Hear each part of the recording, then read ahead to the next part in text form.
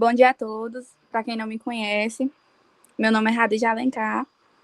Eu sou graduanda do curso de Letras pelo IFCE Campus Tauá.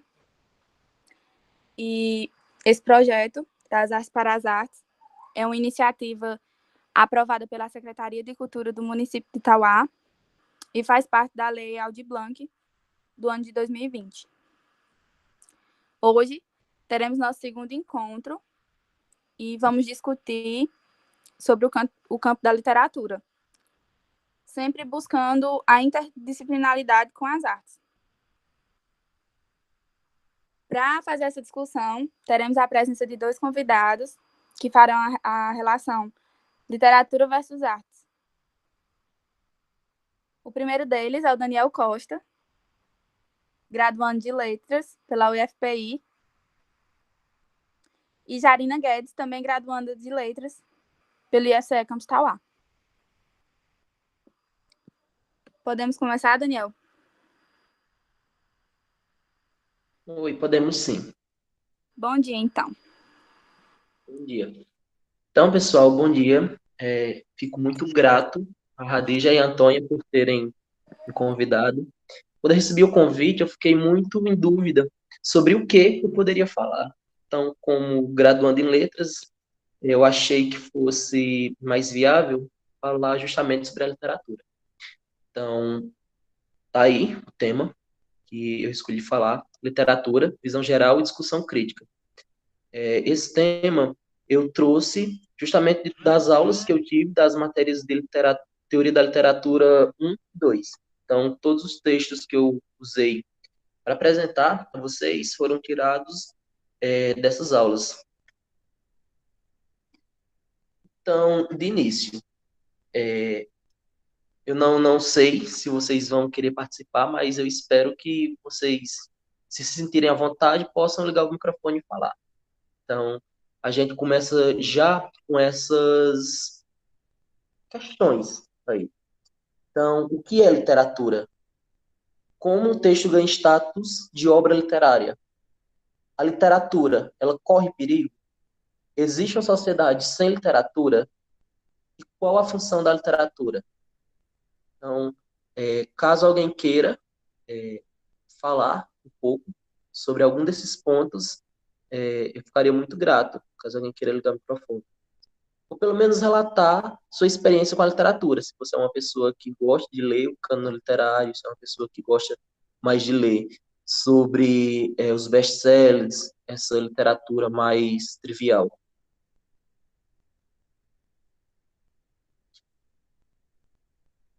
Então, acho que ninguém vai, né? Então, caso alguém se sinta confortável, pode interromper no meio da apresentação que a gente discute numa boa, tá? Então, de início, o que é literatura? Vários autores, eles consideram, eles fazem várias classificações do que é literatura. Por exemplo, para Antônio Cândido, a literatura para ele é um direito, mas já para outras esferas do trabalho científico, se você for buscar a literatura sobre, por exemplo, o câncer, tudo que está escrito e que fale sobre câncer para os pesquisadores dessa área, aquilo seria literatura. Mas aqui a gente vai se deter sobre a literatura que ganha o status de belas letras. É aquela literatura que a gente estuda na escola. Então, como um texto ganha status de obra literária? Então, quem que define o que é uma boa literatura? Quem é que define como um texto, como um livro, ele vai entrar no cânone literário do país? No caso, o cânone literário é a junção de todos aqueles livros que ganham o status de melhor literatura. No Brasil, a gente tem, por exemplo, José de Alencar, Machado de Assis, Graciliano Ramos. Então, toda essa gama de livros de produção é que é o cânone literário do país Brasil. Então, quem define se um texto vai entrar ou não dentro desse cânone é justamente os leitores. Então, quando José de Alencar lançou, por exemplo, Senhora, O livro não imediatamente ele foi tido como uma boa literatura, tanto é que por parte dos críticos sofreu bastante crítica. E só nos depois, quando o pessoal começou a ler, quando o pessoal começou a se interessar por aquele livro, foi que ele adentrou o cânone literário do Brasil. A literatura corre perigo? Então, essa pergunta eu vou deixar pairando ainda um pouco para a gente responder só mais na frente. Existe uma sociedade sem literatura? Eu acredito que possa sim existir uma sociedade sem literatura, mas até hoje não se tem notícia de nenhuma sociedade que não tenha literatura. Tanto é que se você quer conhecer a realidade de uma sociedade, você parta primeiro para a literatura. Então é por isso que muitos antropólogos, eles partem da análise da literatura de uma sociedade para compreender toda aquela organização social. Então, qual a função da literatura? Será outra pergunta que eu espero que seja respondida no decorrer dessa apresentação. Então, a visão geral do texto literário. Aqui, eu quero trazer só para vocês alguns pontos que podem ajudar vocês entenderem a produção do texto literário. Como que um autor, modelo, que na frente vocês vão entender, que é o leitor e o autor modelo, ele usa de artifícios para que a obra literária seja composta. A metáfora da literatura e do Bosque. No livro Seis Passeios, é colocado como se a literatura, como se o texto literário, ele fosse um bosque. Quando você adentra num bosque, você muitas vezes você pode escolher apenas passar pelo bosque. Você pode escolher se você vai admirar as árvores, se você vai admirar um lago, se você vai admirar os pássaros, se você vai demorar muito tempo admirando determinada paisagem. Então, dentro da literatura, existe também essa metáfora. Quando eu pego um livro, eu vou querer ler ele de uma vez, eu vou querer fazer uma leitura mais minuciosa, me detendo em mais pontos. Como que eu vou fazer essa leitura? Então, quando você adentra um bosque, você pode escolher os caminhos que você vai seguir. Assim também é ao você lançar mão da leitura de um texto literário. Então, o que seria o leitor e o autor modelo? A gente, lá durante o ensino fundamental e médio, a gente passa muitas vezes aprendendo que determinado texto tem determinado destinatário. Então, o leitor modelo seria justamente o destinatário de determinado texto. Então, vamos pegar aqui, por exemplo, Grandes Sertões Veredas.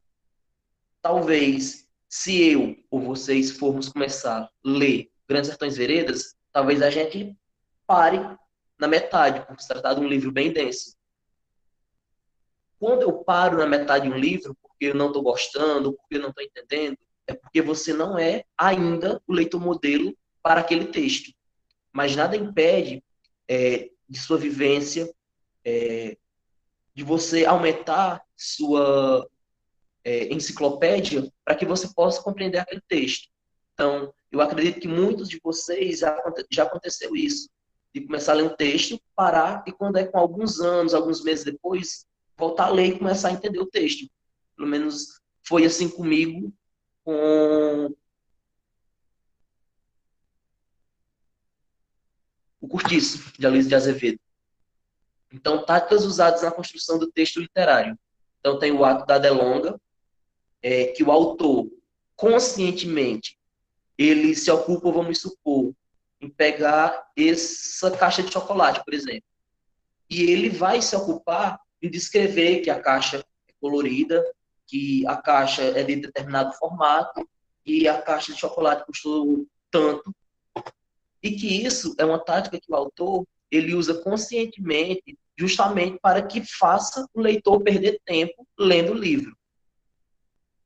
E muitas vezes, se você, por exemplo, na parte que o autor está descrevendo essa caixa de chocolate, você diz, não, eu não quero ler essa parte, não tem necessidade de ler essa parte, vou saltar a página. Mas até mesmo no ato de você saltar a página, você está gastando tempo. Ou seja, a proposta do autor foi cumprida. E temos o devagar e o efeito neblina, que de certa forma são parecidos. Devagar é justamente isso que o autor ele fica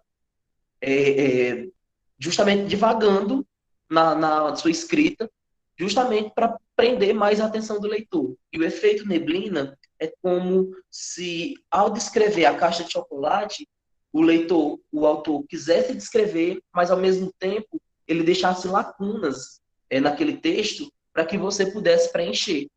Então, por exemplo, exatamente, é a melhor forma de interpretar o que li. Quando Machado de Assis escreveu, vocês vão ter que me ajudar, eu esqueço demais, Dom Casmurro. A gente sempre parte da análise de Dom Casmurro apenas, e aí, Capitu traiu ou não traiu? Mas a obra não é só se ela traiu ou não traiu. Machado de Assis ele deixou justamente essa incógnita que até hoje não foi respondida, não se tem uma resposta, de propósito. O texto é uma máquina preguiçosa que deixa lacunas para que você possa preenchê-las. Então, justamente isso que difere uma boa escrita, um texto literário, para aquelas que não ganham status de boa literatura.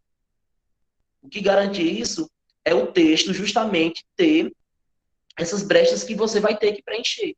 E muitas vezes são lacunas que jamais poderão ser preenchidas, como essa que eu acabei de citar, de Dom Casmurro. Quando somos inseridos no mundo possível, retornamos capazes de entender melhor o mundo real. Então, o que seria o mundo possível?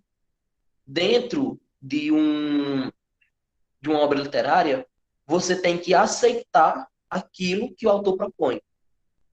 Se o autor propõe que tem um cavalo que tem asa e que vive em cima do poste, então, se você for leitor modelo para aquele texto, você tem que acatar, você tem que aceitar que o texto acontece daquela forma. Naquele mundo possível, é daquela forma. Então, você tem que acatar isso.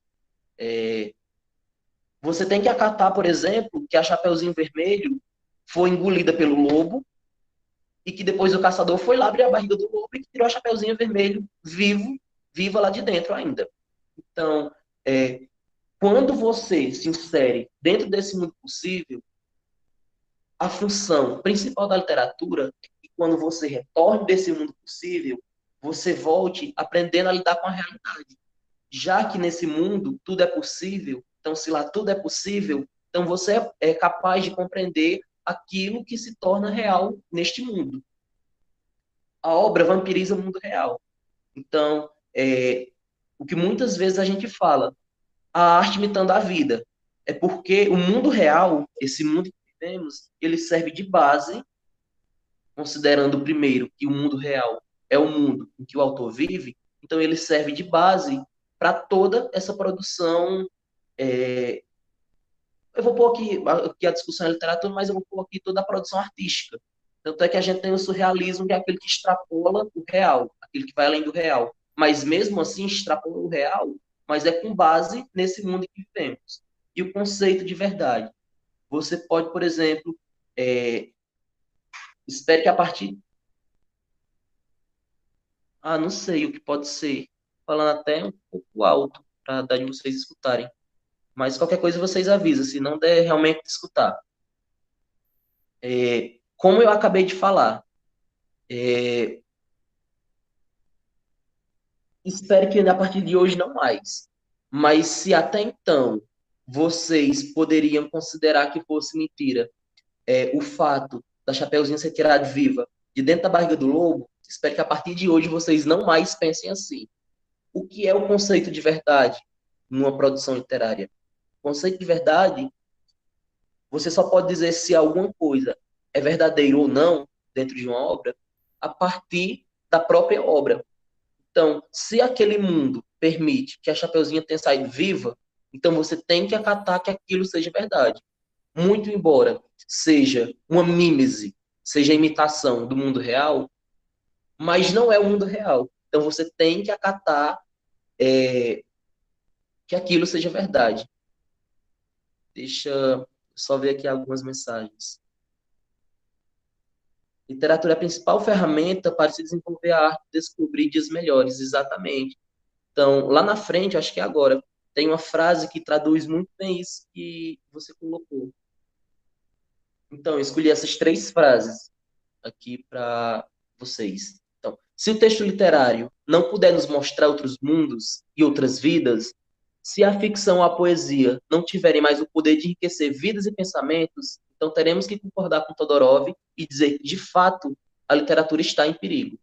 Então, respondendo aquela pergunta que eu fiz no início, assim, o risco da literatura está em perigo. Da mesma forma, ler ficção significa jogar um jogo através do qual damos sentidos à infinidade de coisas que acontecem, que estão acontecendo ou que vão acontecer no mundo real. Então, é aquilo que eu falei, o mundo real sendo vampirizado pela ficção. Ao lermos uma narrativa, fugimos da ansiedade que nos assalta quando tentamos dizer algo de verdadeiro a respeito do mundo. Então, quantas pessoas não relatam que foram ler literatura para fugir justamente dessa perturbação que é o mundo real? É como se, muitas vezes, ao você adentrar... Era para eu ter trazido algum livro, mas não estou com nenhum aqui. Ao você adentrar algum livro, é como se aquele mundo para você fizesse muito mais sentido do que esse mundo em que vivemos. Essa é a função consoladora da narrativa, a razão pela qual as pessoas contam histórias e têm contado histórias desde o início dos tempos. E sempre foi a função suprema do mito, encontrar uma forma no tumulto da experiência humana. Então, eu sei que tem algumas pessoas aqui que são da universidade. Então, eu acho que, depois dessas três frases, espero que o desejo de vocês pela literatura tenha realmente mudado. Que vocês se sensibilizem com a arte. Porque tem uma frase que diz: o que seria da nossa vida sem os poetas? Então, o que seria de nossa vida se a gente não pudesse, ainda que por instantes, ser transportado para outro mundo? E que essa tem sido a função suprema da literatura. Um olhar crítico sobre o contexto literário atual.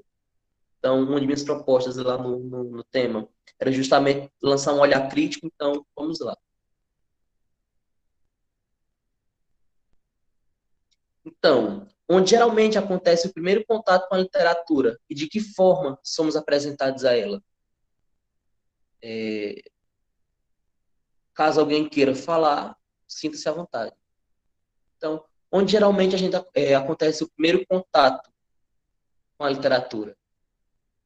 Ainda que minha mãe seja professora, minha primeira forma de contato com a literatura em si foi na escola. Isso, contando histórias também, que tanto pode ser em casa, como também pode ser na escola. Mas garanto que mais de 90% das vezes, o contato com a literatura, o cano literário de um país, acontece na escola. Então, aqui é trazida a crítica. Se a literatura está em perigo, exatamente, pelo menos a maioria acontece na escola. Então, se acontece na escola, a maioria do contato, do primeiro contato acontece na escola, então, se a literatura está em perigo, então acredito que vocês concordem que o sistema educacional do país também tem contribuição para que a literatura seja colocada nesse patamar de correr perigo. E se ela corre perigo, não é por falta de criatividade dos escritores que põe a literatura em perigo. Não é a falta de criatividade dos autores. Assim, vê se vocês concordam comigo. Bons autores ainda existem. Bons escritores ainda existem. Bons músicos, cantores também existem. Exatamente, escola e família andam juntos. Uma pena que quando a gente adentra o contexto de ensino e aprendizagem e vem a comunidade escolar, nem sempre a família se faz tão presente. Mas, na teoria, pela LDB, sim, a família também tem obrigação na participação da educação dos discentes, dos alunos. Então, se ainda existe bons escritores, bons cantores, então por que a situação da arte em si, eu falo não só da literatura, não só da música, está da forma que está. Existe uma coisa que chama cultura de massa. O que é vendido, o que é escutado, o que é passado de uma pessoa para outra, é aquilo que monetiza. É aquilo que faz monetizar a bolsa de valores. E muitas vezes a boa literatura, a boa música, não está dentro, não atende a esse requisito. E assim, não vão pensar que é uma visão elitizada nem nada de falar a boa literatura ou a boa música. Mas lá em 1900 no final da década de 60, Elis Regina ela já dizia que ela falava da música, mas pode ser aplicada em qualquer forma de arte.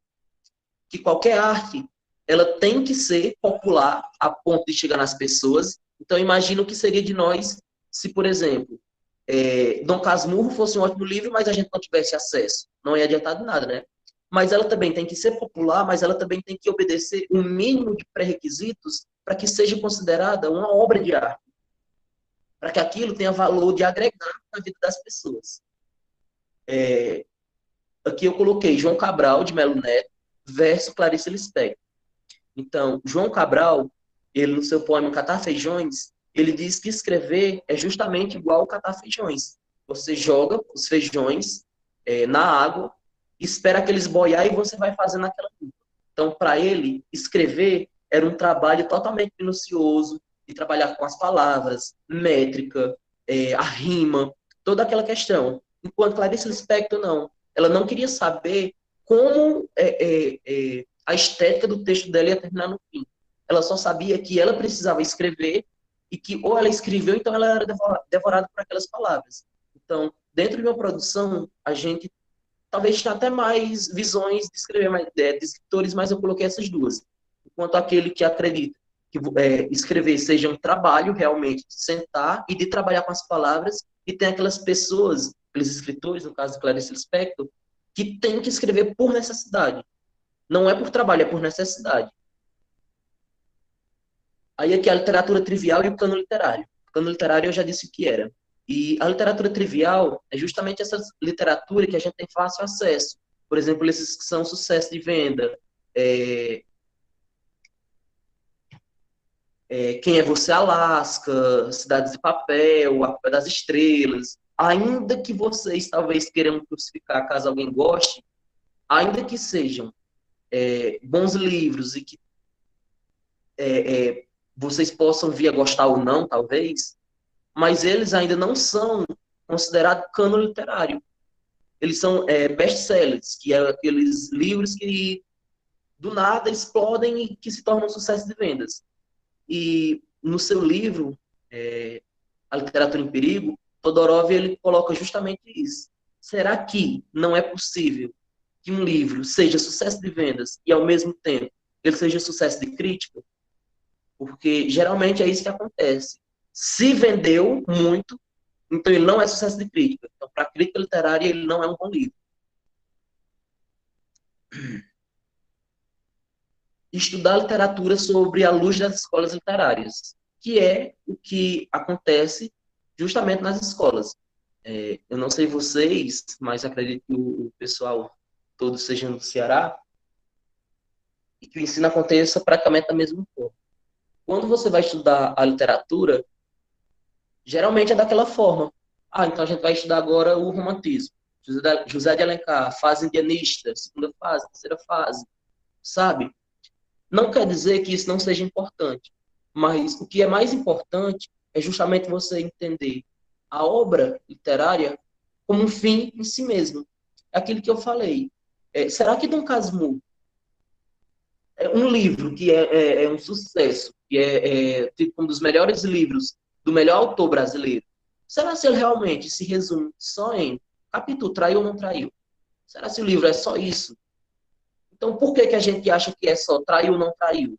É porque é a forma pela qual somos ensinados nas escolas. Então, eu sei que tem algumas pessoas que são da universidade.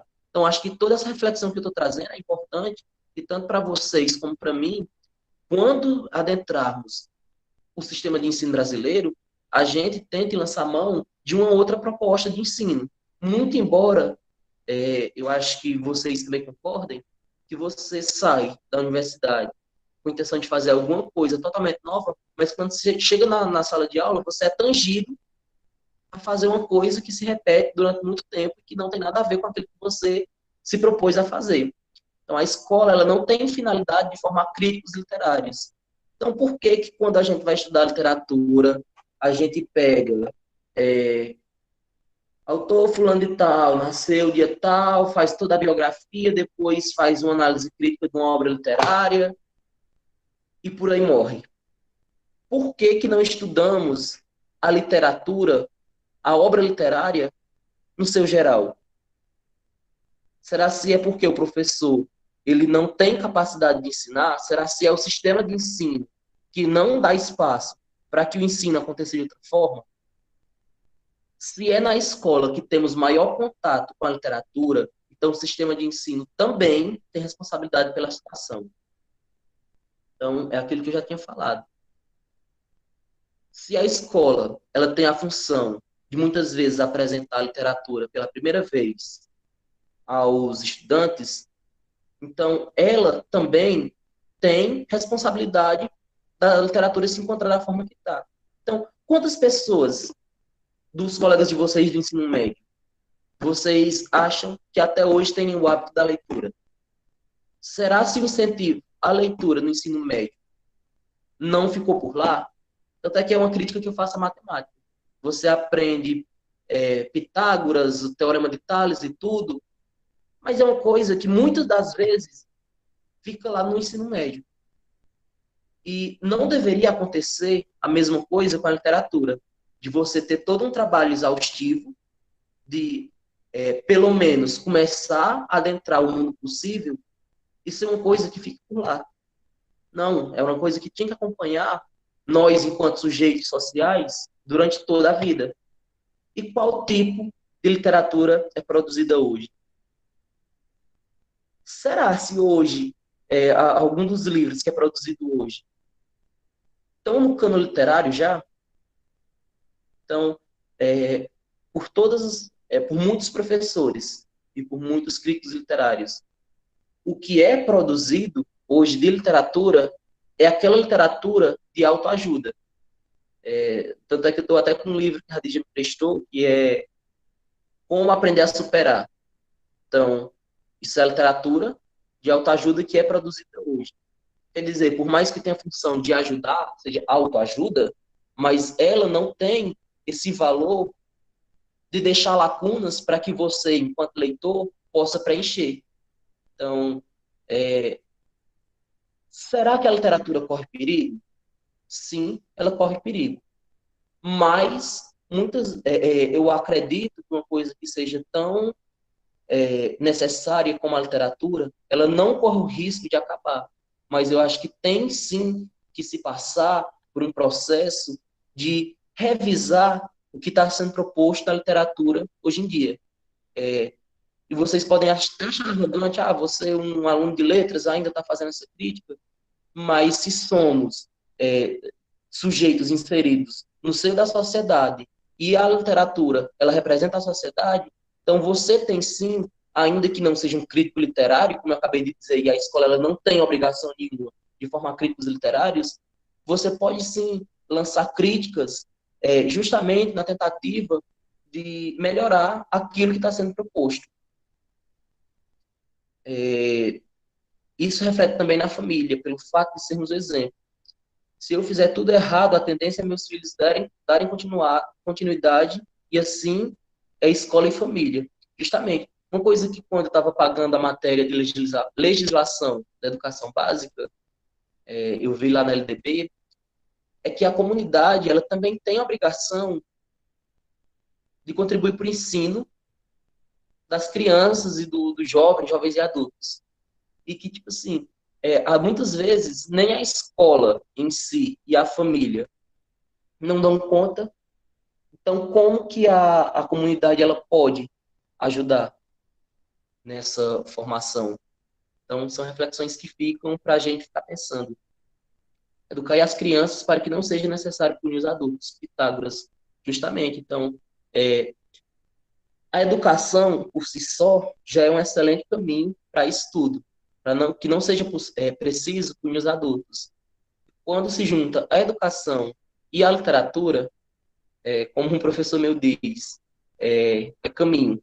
É, talvez seja uma das únicas salvações que o mundo talvez ainda tenha.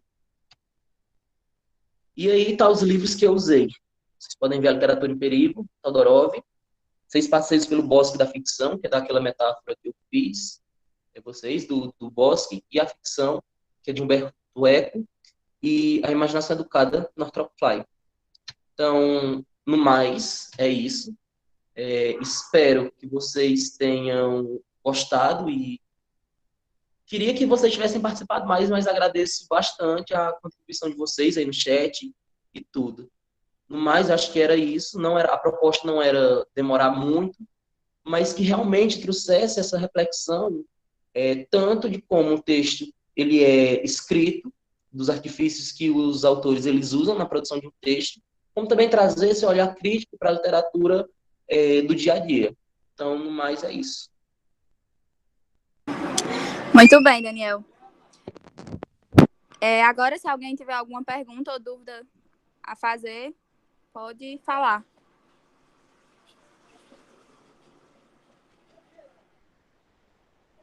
Caso alguém queira ligar o microfone, fazer alguma discussão também, é muito importante. Eu acho que na escola, eu tô no fundamental, no 9º ano do fundamental. Eu acho que quando a gente tá lendo livros que a escola dá, a gente não tem um pensamento muito crítico assim para ir a fundo, não a maioria, para ir a fundo no livro e elaborar uma discussão sobre. Acontece muitas vezes isso mesmo. Lembra daquele que eu falei que talvez você, ao ler determinado livro agora, você não tenha um entendimento sobre, você não seja capaz nem de entender ainda aquela escrita. Eu estou com um livro aqui que chama A Jangada de Pedra, de José Saramago, e eu estou apanhando muito para ler esse livro. Talvez o ideal seja eu parar, depois eu voltar. Mas é assim, o que eu falei? Se é a escola que tem a função de apresentar a literatura aos alunos, então ainda bem que para você está sendo apresentado, né? Porque muitas vezes nem isso não acontece.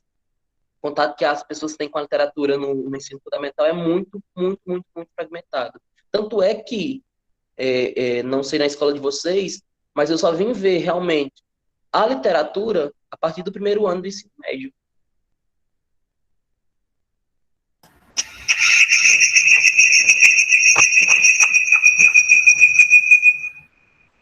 Bom dia, Daniel. Eu gostaria que você comentasse um pouco sobre, nos últimos dias, quando um youtuber famoso, né, falou que o Machado e esses textos clássicos não deveriam ser apresentados na escola, né, no fundamental e no médio. Então, eu gostaria que você falasse um pouquinho sobre essa polêmica, né? Obrigada. Bom dia. Realmente teve essa polêmica toda. E assim, é o que eu comento direto com meus colegas, que você vem para a medicina, toda discussão que acontece na medicina é pautada na discussão dos médicos. Quando você vai para a discussão sobre meio ambiente, também tem os peritos, tem aquelas pessoas que têm gabarito para falar sobre meio ambiente. Mas quando chega na educação, parece que todo mundo é professor. Todo mundo fez alguma licenciatura e todo mundo quer e pode dar opinião. E que não é bem assim, né? Quando se é proposto uma grade curricular, é pensar justamente nisso. E assim, se realmente a literatura ela tem todo esse poder de nos ensinar a viver no mundo, a viver em sociedade, então por que tem que se demorar a apresentar Machado de Assis para os alunos?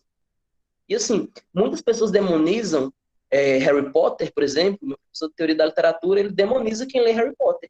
Para ele não deveria ler. Mas uma coisa que ele esquece é que você lê Harry Potter, você ler Percy Jackson, ou ler qualquer um desses best-sellers, ainda que não tenha valor literário, mas é como se fosse a porta de entrada para as pessoas que querem realmente ler a literatura. Então, como que você já é apresentado, como que você já tem que começar de cima? Já tem que começar sendo aquele que eu disse que a escola não tem a obrigação de ser, crítico literário. Mas ainda que você não tenha a obrigação de ser crítico literário, você ler e estudar Iracema, você ler Machado de Assis, é uma coisa indispensável. E que a moça que falou agora, que está no nono ano, e que muitas vezes não entendem, eu acho que a gente, enquanto pessoas que já estão mais avançadas na questão do ensino, quando eu estava no primeiro ano, talvez eu também não entendesse. Eu não entendi o porquê de ser apresentado aqueles escritores. Mas hoje, eu sou incrivelmente grato por ter visto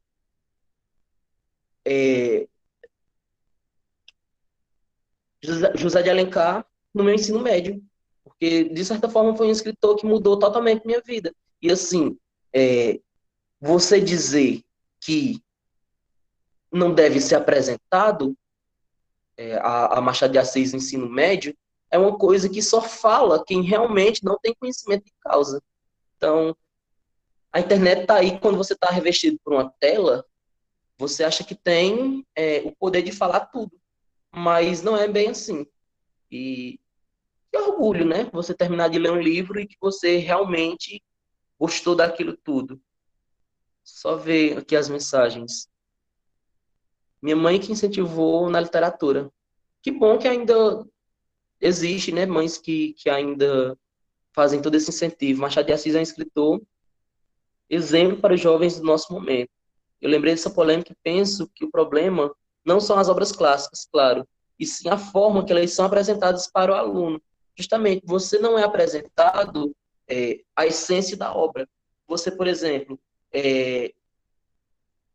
Iracema, Moacir, o primeiro cearense, a construção do Ceará na obra de José de Alencar, Machado de Assis, traiu ou não traiu, Memórias Póstumas, ao verme que primeiro roeu as carnes do meu cadáver, sabe? Você fica muito padronizado, você fica sempre nesse paradigma de que obra tal, então é isso.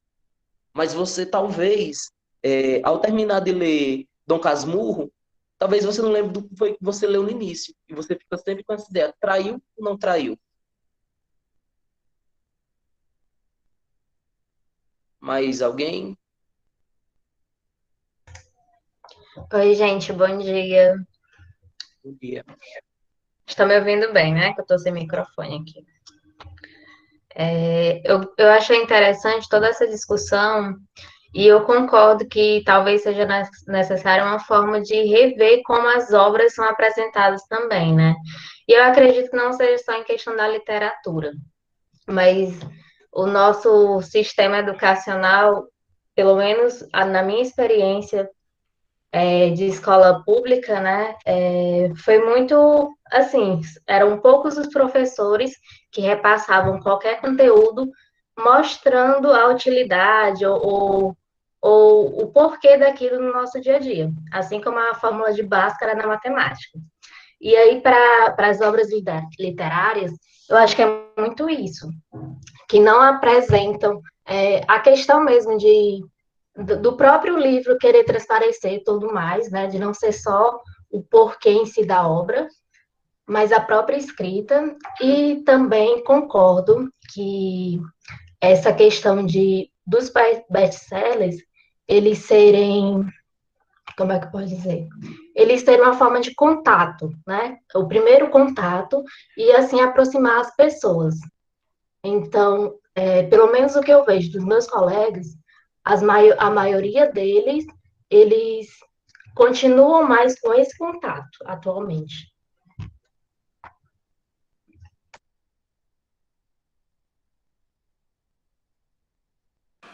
Isso. Pode falar, quem era? Radija, pode falar. Não, é porque a Maria Barnabé tinha levantado a mão e depois não falou. Queria perguntar se ela queria falar, mas pode completar sua fala.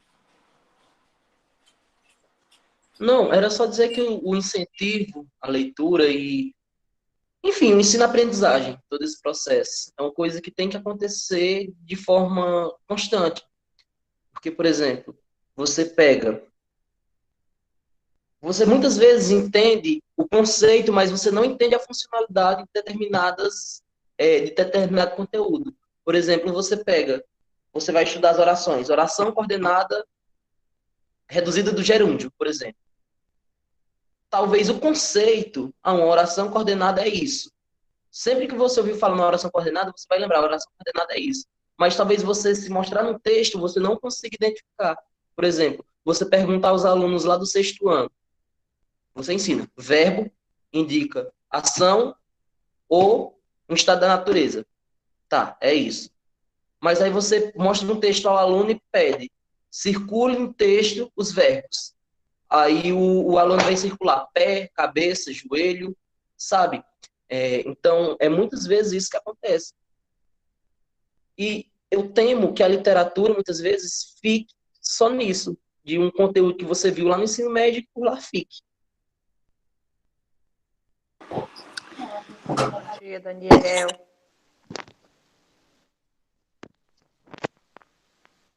Eu concordo plenamente assim, com o que você está citando aí. Realmente, hoje,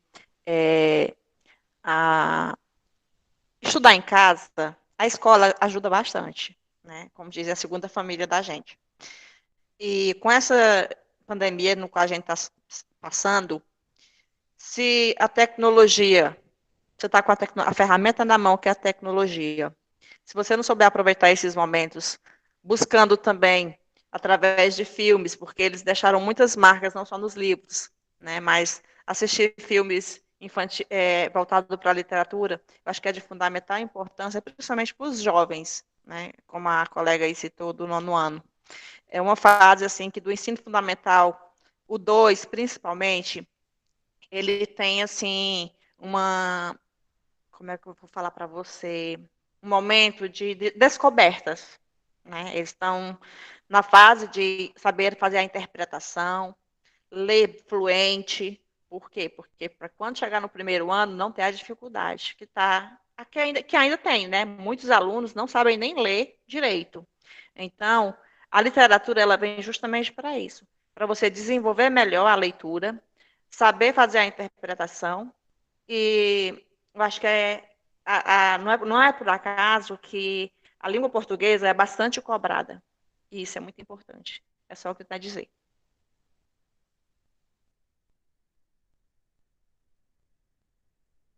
Mais alguém? Assim, tem uma frase que diz que, quando ela falou sobre a língua portuguesa ser tão cobrada, tem uma frase que diz que o importante não é você saber o que é um verbo, o que é um substantivo, mas é você saber adequar seu discurso às diversas situações em que seja necessário. Por exemplo, eu vou fazer uma pesquisa, vou sair fazendo uma pesquisa. Então, dentro dessa pesquisa tem as pessoas que vão desde das analfabetas até as pessoas que têm ensino superior. A forma que eu vou abordar uma pessoa do ensino superior, a mesma que eu vou abordar uma pessoa que é analfabeta, não é. Então, dentro da construção desse discurso, a literatura, ela pode sim ajudar você a se adaptar. E quando se falou aí da questão dos filmes, sem dúvida nenhuma, é uma pedida bastante interessante você assistir filmes sobre a literatura. Mas talvez fique até para outro momento essa discussão, mas é do que se ganha e do que se perde na adaptação fílmica. Porque, por exemplo, enquanto você talvez gaste 30 segundos lendo O Olhar de Capitu na folha do livro, Olhos de Cigana Oblíqua, Dissimulada, não sei o que, você passa talvez 30 segundos lendo aquilo. No filme, não vai ter toda essa discussão. Talvez apareça só o olhar expressivo de Capitu. Então, é por isso que ainda eu defendo. Leia primeiro, depois você assiste o filme. Ou vice-versa também, né? O importante é que não se perca a leitura. O importante é que ainda se leia.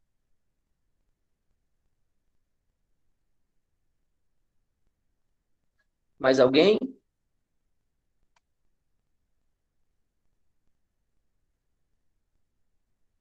É muito difícil despertar esse desejo em um aluno do ensino médio, principalmente agora na era da tecnologia. Mas, assim, quando se traz a questão da leitura, eu acho que nunca se leu tanto. Do início da era moderna até hoje, acho que nunca se leu tanto. Porque se você pega o celular e passa 1 hora no Instagram por dia, o tanto de coisa que você não leu. A questão não é a leitura, a questão é o que se está lendo. Então, de que forma você está lendo, o que aquilo vai agregar em sua vida. Então, ler por ler, a gente constantemente está lendo. Você pode fazer o que a Radija fez no encontro passado, a leitura de imagens. Você pode ler, assim, estou lendo aqui na parte superior, Meet. Então, ler por ler, a gente lê constantemente. Agora, o que se está lendo hoje em dia? É por isso que eu trouxe toda aquela questão da produção literária de hoje em dia, que se pauta principalmente apenas na leitura de autoajuda.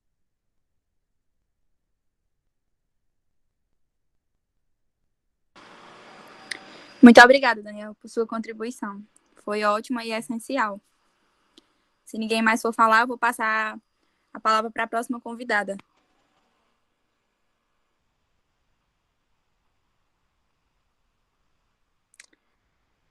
Então, nesse caso, nossa segunda convidada vai fazer sua apresentação. Bom dia, Jarina Guedes.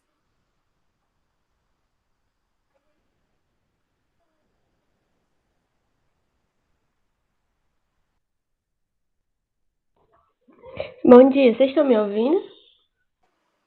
Eu estou. Eu acho que agora vai dar certo. Gente, bom dia, eu sou a Jarina, aluna do 2º semestre do campus de Itauá, do IFCE Itauá, e eu vou apresentar a obra da Carolina Maria de Jesus. Radija, tem como se apresentar aí para mim? Tem sim, eu vou colocar aqui. Tá bom.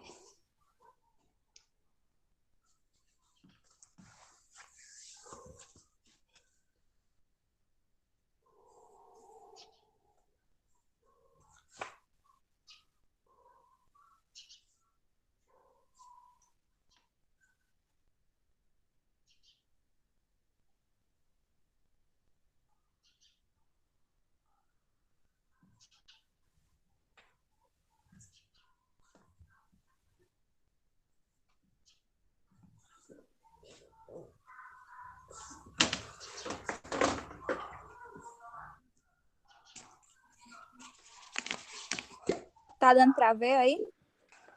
Sim. Coloca em tela cheia.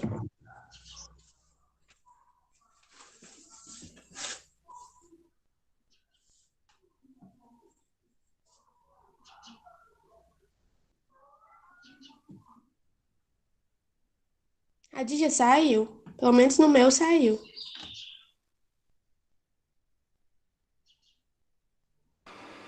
Valha, vou olhar aqui.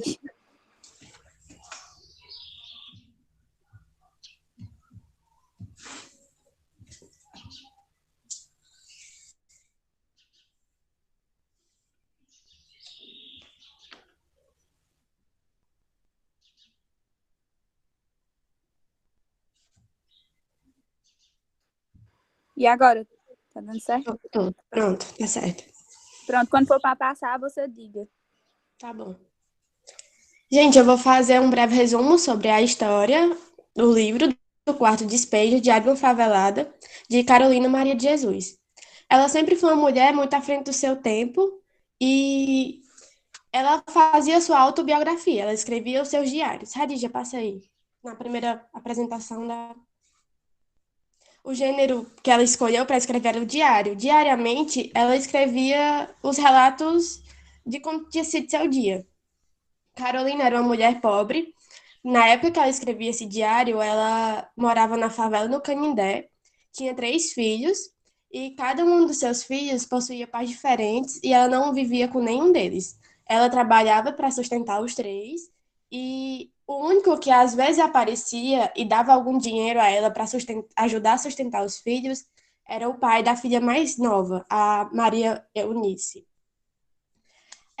A obra se passa no período de 1955 e 1960, que é justamente no período do governo de JK, Juscelino Kubitschek, que foi um governo onde acentuou ainda mais as desigualdades sociais no Brasil, principalmente entre regiões. Ele priorizava algumas regiões e despriorizava outras. O estilo de literatura é a literatura contemporânea, como foi apresentada agora, e uma característica muito forte desse estilo é a crítica social. E nesse relato dela, nesses diários que ela tinha escrito, ela denunciava muitas mazelas sociais, mas a que mais estão presentes nela é a fome e a miséria. O livro foi publicado em 1960, foi traduzido para 13 idiomas diferentes e foi um sucesso. Na época, todo mundo queria conhecer a história de Carolina. Essa aí, Radija. Vou falar um pouquinho da história de Carolina. Ela nasceu em Sacramento, em Minas Gerais, e quando ela era adolescente, ela e a mãe dela estavam numa igreja e estavam ajudando nas atividades da igreja. E sumiu um dinheiro dentro da igreja e elas duas foram acusadas de que terem roubado esse dinheiro. Por serem negras, foram as primeiras pessoas a serem indiciadas. E foram presas, as duas, ela e a mãe dela. Depois disso, depois de um tempo, esse dinheiro apareceu e conseguiram provar a inocência delas, que não tinha sido elas, e elas foram soltas. Carolina ficou muito indignada com a situação e disse que não queria mais morar em Minas Gerais, em Sacramento, e disse para a mãe dela que ia morar em São Paulo. Então, em 1937, ela foi para São Paulo e disse que ia iniciar a vida lá. Chegar lá, ela começou a morar num quarto de despejo, que era numa cabana, que ela chama de quarto de despejo, na favela. Era o único lugar que ela podia morar, porque não tinha condições de pagar um aluguel no centro da cidade, sem falar que precisava de dinheiro para sustentar e estava iniciando a vida em São Paulo. Nisso, com pouco tempo, ela se envolveu com os pais dos filhos dela. No decorrer da vida dela, ela tem os 3 filhos. E justamente na época da história, ela já conta como se os filhos dela, a mais nova, tivesse cerca de 5 a 7 anos. Ela não fala a idade, mas a gente nota por ela falar que a filha dela já tinha idade de dizer o que acontecia no dia, quando ela não estava em casa. Por aí a gente deduz mais ou menos a idade da filha menor. E o mais velho, uns 13 anos, 14 anos, e por sinal era um filho que dava muito trabalho. De vez em quando ele arranjava discussão com os vizinhos e tudo mais. E o filho do meio era o mais calmo. Carolina foi uma mulher que estudou de pouco estudo, estudou apenas até o 2º ano do ensino primário, e mesmo assim, sem ter muito conhecimento, ela tinha um gosto muito acentuado pela literatura. Os papéis que ela achava no livro, ela lia e escrevia neles, e diz que todo dia ela não dormia sem ler um pouco alguma coisa.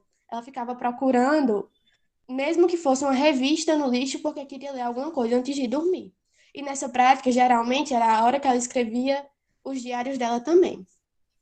E ela faleceu em 1977, aos 62 anos. No final, eu vou falar mais um pouco do final da vida dela, depois do sucesso do livro.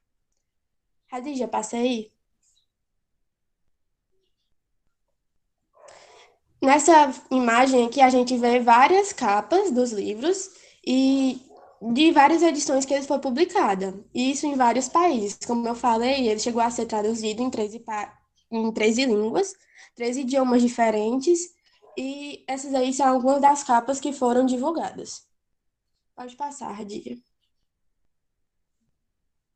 Aqui mostra que ela ficou, por um tempo, no primeiro lugar dos livros mais vendidos nos livros nacionais, à frente de Jorge Amado, que inclusive é muito conhecido, e chegou a ser primeiro lugar nos livros mais vendidos internacionais também. Do outro lado, mostra que ela ficou em primeiro lugar, até na frente de Jean-Paul Sartre. Pode passar, Radija.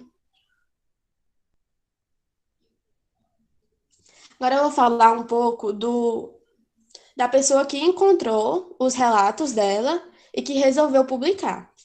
Aldário, ele é jornalista e ele foi para a favela do Canindé, onde Carolina morava, a fim de procurar relatos, depoimentos de pessoas que moravam lá para escrever um livro, para escrever uma reportagem. Ele queria fazer uma reportagem para o jornal que ele trabalhava, e ela achava que, indo lá, ele encontraria os melhores depoimentos, conversando com as pessoas para falar como era a vida na favela. Nessa favela que estava surgindo na época, que era a favela do Canindé, que inclusive hoje fica onde é a marginal do Tietê. E Audálio chega lá e está conversando com as pessoas, e Carolina está brigando com uma das pessoas que estava trabalhando também. E o Audálio diz que escuta quando Carolina diz que vai colocar essa pessoa no livro dela. E Audálio fica muito interessado e ele vai falar com Carolina e pergunta a ela como assim, que livro? Ela diz, é um livro. Eu escrevo o meu dia a dia e eu vou publicar um livro. E a Audálio pede para ler esses escritos dela. Ela tem muita coisa e a Audálio diz que não tem condição de colocar tudo que ela tinha escrito no livro. E algumas coisas da linguagem dela, por ela ter pouco estudo, tinha alguns erros ortográficos. Alguns, ele fala na sinopse do livro que ele mantém para deixar a marca registrada da autora, mas que algumas coisas, como era difícil a compreensão do leitor, ele teve que alterar, que era para facilitar, mas mesmo assim preservou muita coisa da linguagem da autora. E para não ficar tão repetido, por ser um diário, ela contava exatamente como era a rotina. Algumas partes ele tirou do livro. Tanto que tem duas citações do livro que eu coloquei aqui. Que ele diz que nenhum repórter, nenhum escritor poderia escrever melhor a visão da história, a visão de dentro da favela.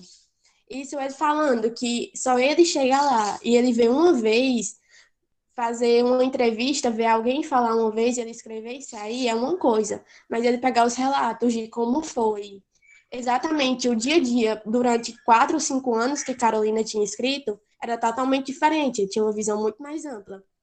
E ele diz que ninguém seria capaz de escrever melhor do que ela, uma pessoa que estaria lá dentro há tanto tempo, vivenciando aquela realidade.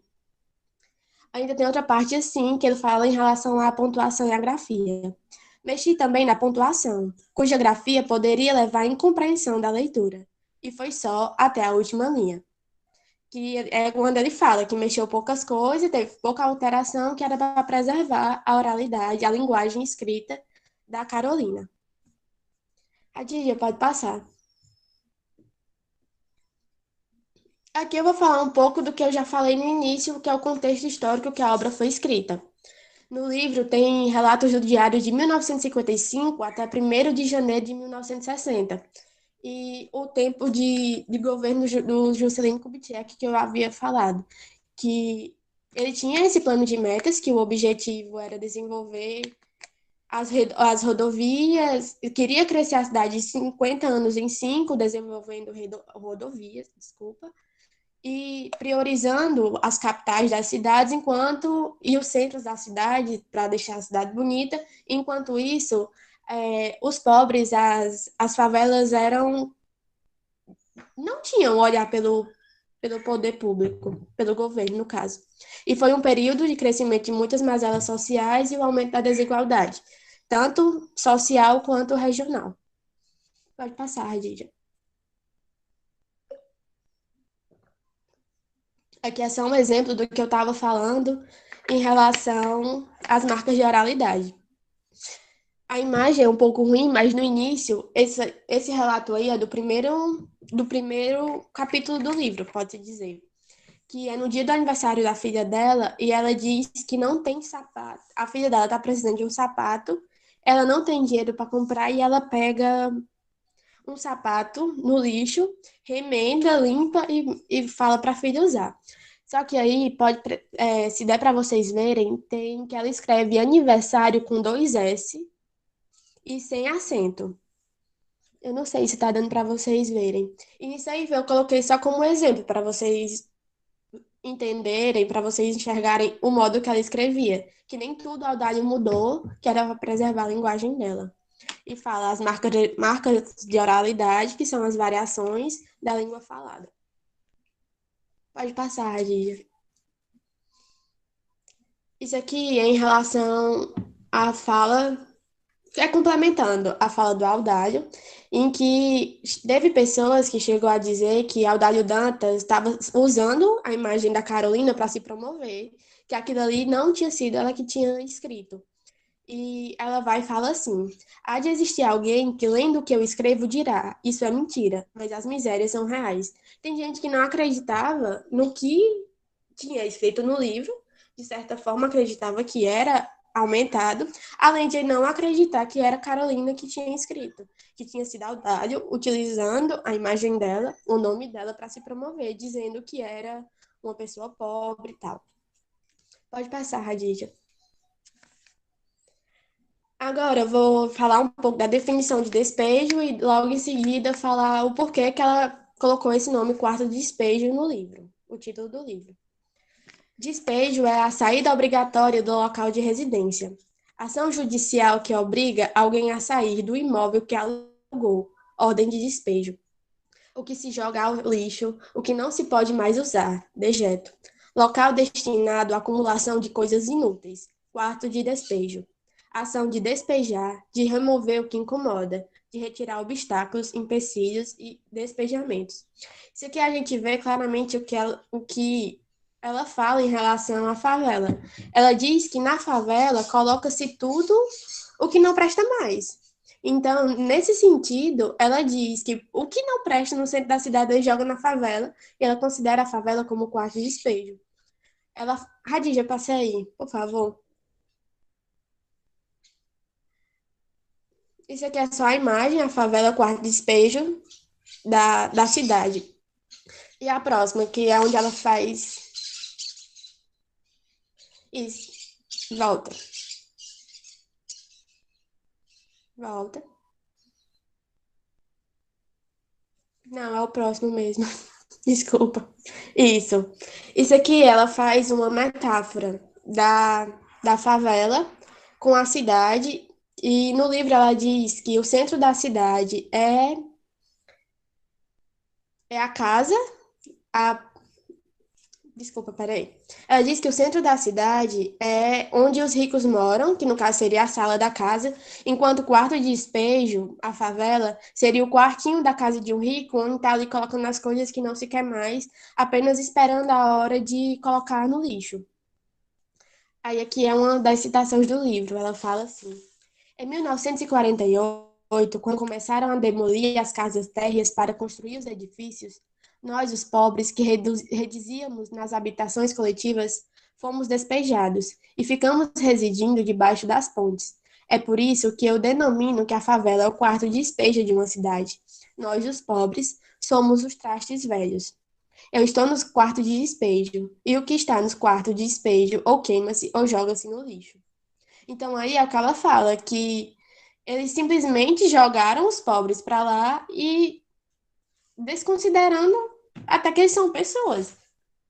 Simplesmente ignorando que eles tivessem qualquer tipo de conforto, de uma condição básica de sobrevivência.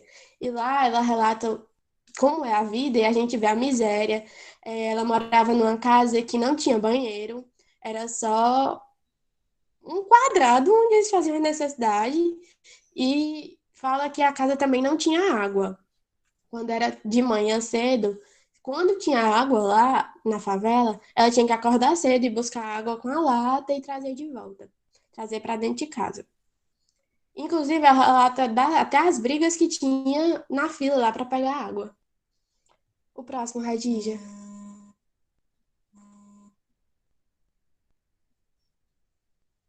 Aqui é dando continuidade à metáfora da casa e falar de a relação que ela faz do centro da cidade com o lixo. Ela diz assim: quando eu estou na cidade, tenho a impressão que estou na sala de visita, com seus lustres de cristais e seus tapetes de veludo, almofadas de cetim. Quando estou na favela, tenho a impressão que sou um objeto fora de uso, digno de estar num quarto de despejo. E ela ainda fala assim: eu classifico São Paulo assim: o palácio é a sala de visita, a prefeitura é a sala de jantar, e a cidade é o jardim, e a favela é o quintal onde jogam os lixos. Isso aí é só reforçando o que eu já havia falado. Pode passar, Radia.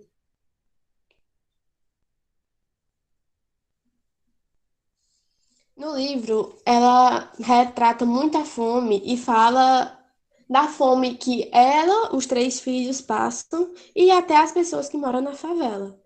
Ela diz que o que mais dói nela, como mãe, é um filho olhar para ela e pedir comida e ela dizer que não tem comida para dar, ou então quando ela dá alguma comida para eles e eles pedem mais, e ela diz que não tem mais comida para dar para eles, que aquilo ali é uma coisa que parte o coração de uma mãe.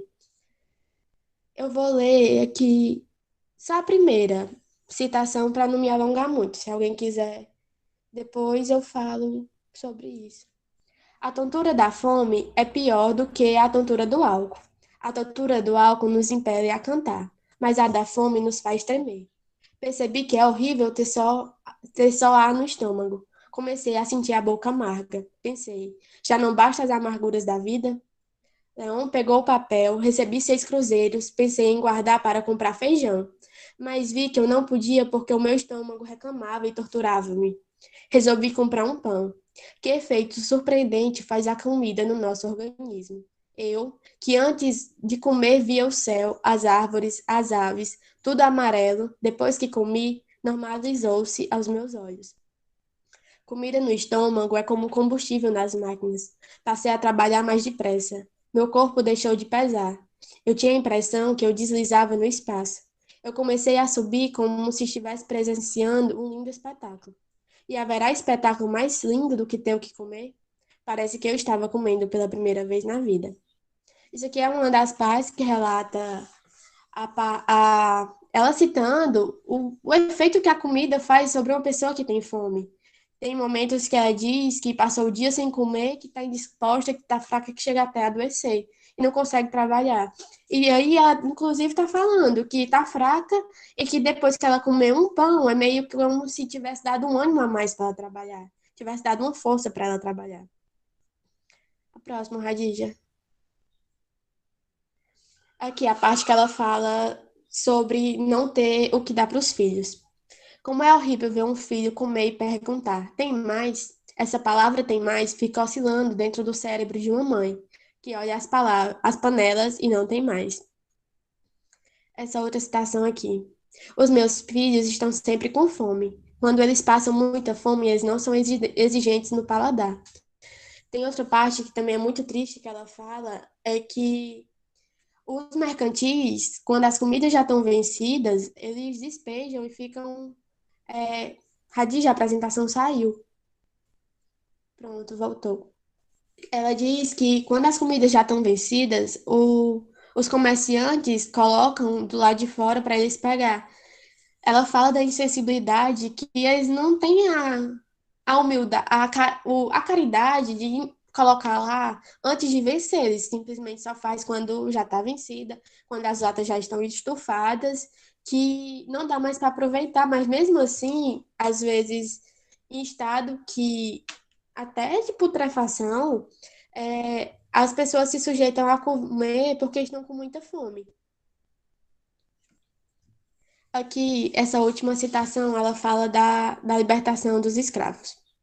Ela diz assim: hoje é o dia que comemora a libertação dos escravos. A Vera começou a pedir comida e não tinha.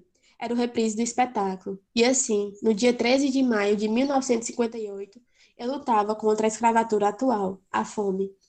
Ela diz que não, ela faz meio que uma crítica, que não adiantava ter tido a libertação dos escravos se hoje ela lidava com essa outra escravatura, que era a fome, que trabalhava para se sustentar e não tinha condições suficientes de sustentar os filhos, que chegava a hora que não tinha comida. A próxima, Radija. Aqui são relatos de miséria. Nesse primeiro ponto, eu já falei mais ou menos isso. Ela fala do aniversário da filha dela, que ela quer comprar um sapato, mas que não tem condição. Ela tá precisando de sapato, a mãe não tem condição de dar, então ela encontra um no lixo, remenda e dá para ela. E ela ainda diz assim: eu não tinha um tostão para comprar pão. Isso aqui é outro, nessa última, é um relato que ela faz sobre ela trabalhar o dia inteiro e o que é que ela conseguiu comprar. Comprei R$ 20 de carne, 1 quilo de toucinho e 1 quilo de açúcar e 6 cruzeiros de carne, de queijo. E o dinheiro acabou-se. Isso aqui a gente vê que, às vezes, ela estava juntando latinha 3, 4 dias, ou então papel, para quando ir vender, conseguir sair e comprar alguma coisa para casa. E trabalhava vários dias, até às vezes de cedo da madrugada até a noite, e não era suficiente. Mesmo assim, o dinheiro esgotava e tinha comprado pouca coisa, não chegava a suprir tudo o que eles precisavam. Próximo, Radija. Isso aqui ela retrata a questão da violência na favela. E ela também fala que não entende por que que tem mulheres que criticam ela por ela ser mãe solteira, sendo que elas vivem situações de extrema violência, que apanham dos maridos e tudo mais. E que alguns têm os maridos e mesmo assim precisam ser sustentadas por associação de caridade porque os maridos não trabalham, não têm coragem de buscar alguma coisa, um emprego ou algum meio de sobrevivência para sustentar os filhos. Isso aqui é um relato que ela fala. Silvia e o esposo já iniciaram o espetáculo ao ar livre. Ele está lhe espancando e eu estou revoltada com o que as crianças presenciam. Ouvem palavras de baixo calão. Ou se eu pudesse me mudar daqui para um núcleo mais decente. Ela fala, isso aí ela já é tão indignada que ela diz que não vai mais se importar com se o marido está batendo na mulher porque está ali por ele aceitar. Por ela aceitar que ela já podia ter meio que se revoltado e ter seguido a vida de mãe solteira. E mesmo assim, elas não fazem para manter a imagem de um casamento e criticam ela por ela ser mãe solteira e seguir a vida dela sozinha e trabalhar para sustentar os filhos, mesmo que fosse com dificuldades. E ela ainda fala da violência que os filhos presenciam na favela, as brigas dos vizinhos, dos casais, e que as crianças ficam presenciando aquilo que não seria bom para eles. Próximo, Radija. Aqui são relatos de alcoolismo. Teve um que é o segundo ponto que eu achei muito forte. Ela fala de uma mulher que se embriaga, que fica tão bêbada que esquece de dar comida às filhas e mata elas de fome.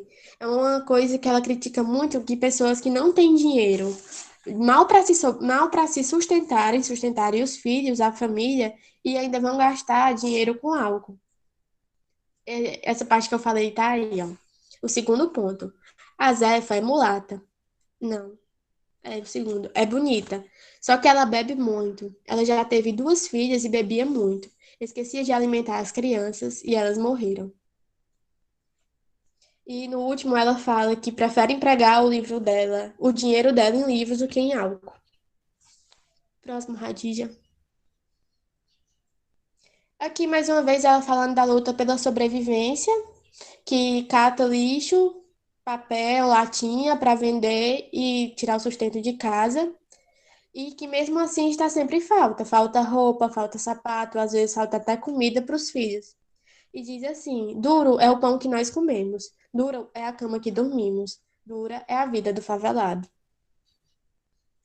Pode passar, Radija. Aqui ela fala da desigualdade social. Primeiramente, ela cita a injustiça que ela enxerga em relação às crianças dos ricos e das crianças dos pobres. Ela diz que as crianças ricas vão brincar no jardim com seus brinquedos, enquanto as crianças pobres acompanham suas mães a pedir esmola na rua. E ela fala que desigualdade trágica e que brincadeira do destino. Pode passar, Radija. O outro é basicamente a mesma coisa. Apesar de ser uma mulher que tinha pouco estudo, Carolina, ela tinha uma visão crítica muito acentuada. Ela dizia que os políticos só apareciam na favela em período de campanha, promovendo mundos e fundos, e que depois que esse período acabava, eles simplesmente esqueciam deles.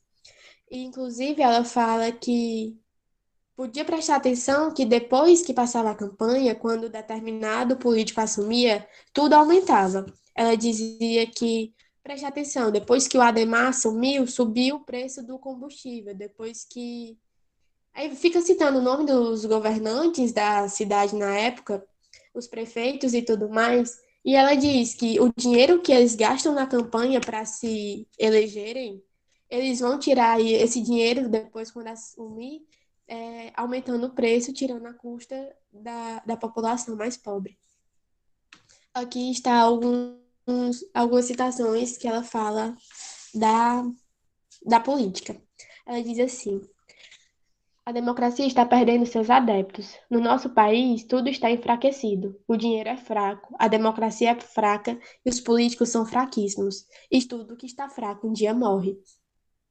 Outra coisa que Carolina fala sobre a política em relação com a fome, ela diz que o Brasil precisaria ser dirigido por uma pessoa que passou fome, porque se uma pessoa dessa situação e entender o que seria a profunda miséria de uma pessoa chegar à noite e não ter o que comer. Ela diz que a fome também é professora. Tem essa citação, volta. Tem essa citação que ela diz que em 4 em 4 anos muda-se os políticos e não soluciona a fome, justamente por isso, porque as pessoas que assumem são ricos e que estão lá simplesmente para manter seus interesses, e de 4 em 4 anos vai mudando e mudando, colocando sempre a elite que não olha para a classe proletariada. Próximo.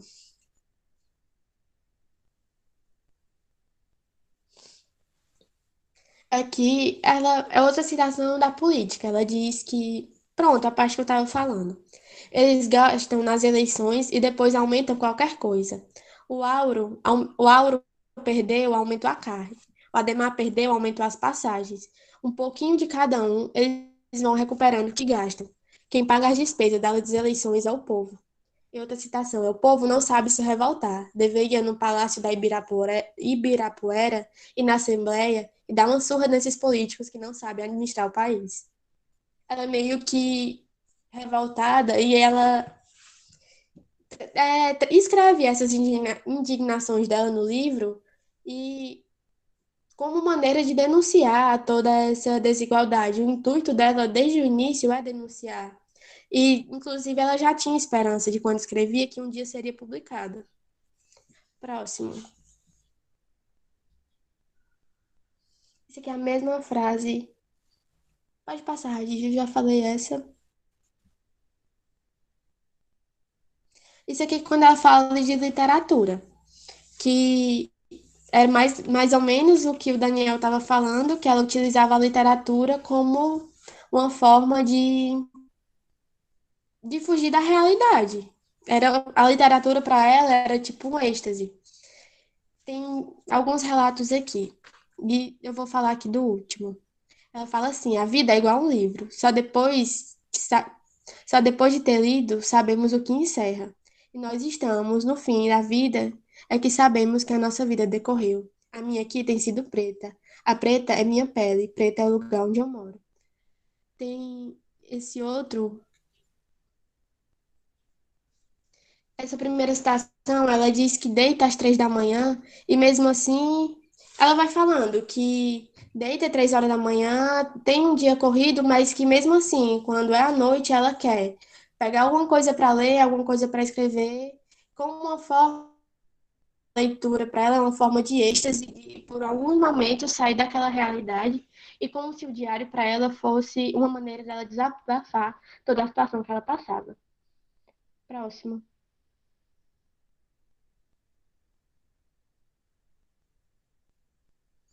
Isso aqui é a citação dela falando sobre o livro. Ela diz: o livro me fascina. Eu fui criada num mundo sem orientações maternas, mas o livro guiou os meus pensamentos, evitando os abismos que encontramos na vida. Bendita as horas que passei lendo. Cheguei à conclusão que é o pobre quem deve ler, porque o livro é a bússola que há de orientar o homem no porvir. Isso aí já é em outro livro dela que ela escreveu essa citação, que foi inclusive um livro que não chegou a fazer sucesso. Próximo. Isso aí é só uma imagem dela, escrevendo seus relatos. E. Radija, próximo. Aqui ela vai falar em questão das outras mulheres, que eu também já citei, que ela fala que as outras mulheres falam dela por ela não ser casada, mas que ela prefere viver sozinha e feliz do que ser obrigada a viver com uma pessoa sendo espancada, em sofrimento. Eu também já falei sobre isso. Próximo. Aqui tem duas partes muito importantes que ela critica. Ela fala de quando as pessoas que não entende por que que as pessoas falam do cabelo crespo, que chamam ela de cabelo duro. E ela diz que prefere ter o cabelo duro, que do jeito que ela coloca, ele fica. E não esses cabelos lisos que você vive arrumando e nunca fica no lugar. E ela também fala que se ela tivesse a oportunidade de escolher, se existisse realmente reencarnação, ela escolheria novamente vir preta. Aqui é um relato que ela faz. Ela me disse, a cor não influi, então começamos a falar sobre preconceito.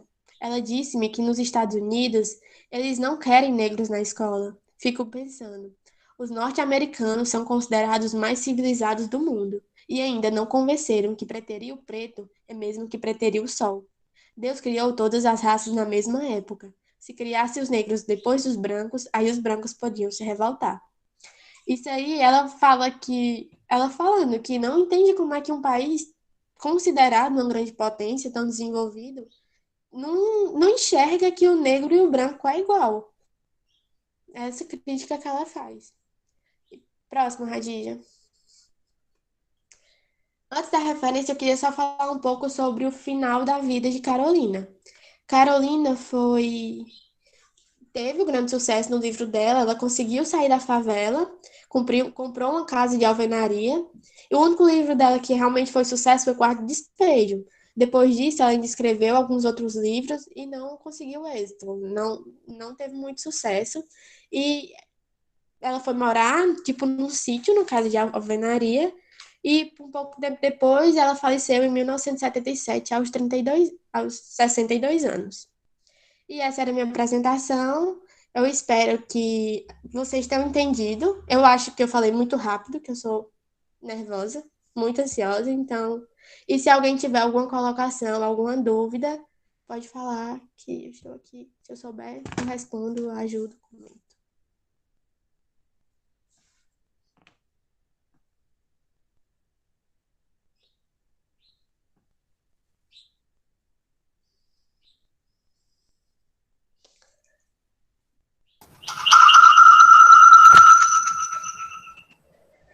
Eu vou começar aqui falando rapidamente, só fazendo um breve comentário. Parabéns, viu, Radija? O Jarina. Foi excelente a sua fala. Eu acho que você apresentou muito bem a obra, né? Quem não conhecia a Carolina ou não conhecia essa obra, eu acho que vai ficar muito estimulado a ler. Coloquei o link aí nos comentários, gente. Tá? É a leitura que vale a pena ler nesse fim de semana para quem ainda não leu Carolina. Certo? Para quem não leu, vá conhecer Carolina. Em 2020, essa obra fez 60 anos. Então, 60 anos se passaram. E essa realidade que Carolina apresenta tão divinamente, tão bem explicado, essa realidade continua igual. Né? Há poucos dias a gente tem a realidade da favela, que é excluída da cidade, né? Essa favela do Canidezinho, que era para ter sido ela, hoje é outra favela, mas ela foi apagada, né? Os governantes queriam apagá-la do mapa. Se bem que eles, na época, utilizavam um discurso que não era bem isso, né? Eles diziam para eles, para conseguirem votos, de que queriam promover melhorias naquele lugar. E essa realidade, atualmente, vai fazer 61 anos, né? 61 anos depois, continua igual, né? A semana passada, a gente viu lá o padre Júlio Lancelotti tirando pedras, né? Concreto, que tinha colocado embaixo dos viadutos para que os moradores de rua não tivessem onde ficar.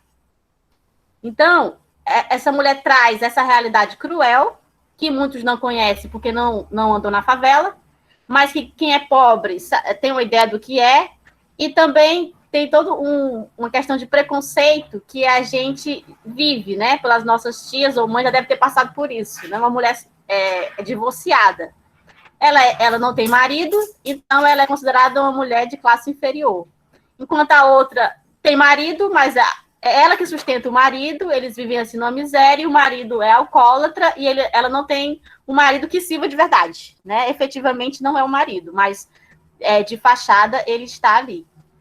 E a gente vê como ela se posiciona. O Audálio é uma figura importante, porque ajudou a trazer essa história à tona, né? É como a mídia tem o lado, né?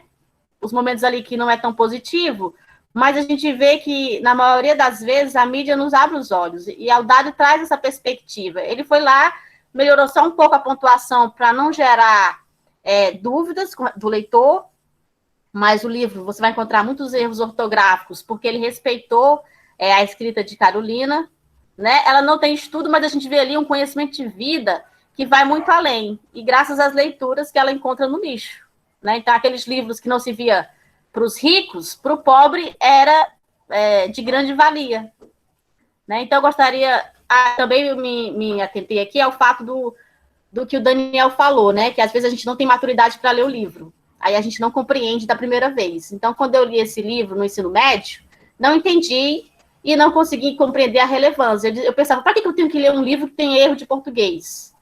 Né? A minha primeira coisa que vinha na minha cabeça era isso. Mas para que eu, que vou fazer vestibular, preciso ler um livro que não me ajuda porque ele tem um português errado, né? Então, aí, vários anos depois, 20 anos depois, quando eu li de novo o livro, eu compreendi que atrás daqueles erros de português tinha muito mais a me dizer. Tá entendendo? Porque já tinha outra maturidade, já tinha vivido outras coisas. Então, isso acaba acrescentando a leitura, quando você relê em um outro momento da sua vida, né? Então, como o Daniel falou, às vezes é melhor parar um pouco e depois ler, né? Alguém gostaria de compartilhar? Alguém que já leu esse livro?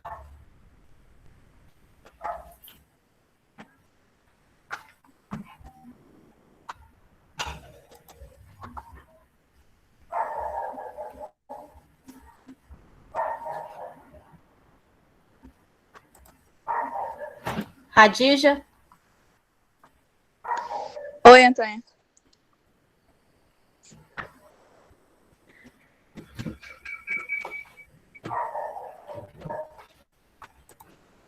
Oi, Radija, pode dar continuidade. Sim. Muito obrigada, Jarina, por sua apresentação. Foi ótima. Se ninguém tem mais uma colocação a fazer, então agora a Antônia vai interromper a gravação para a gente fazer o sorteio dos livros.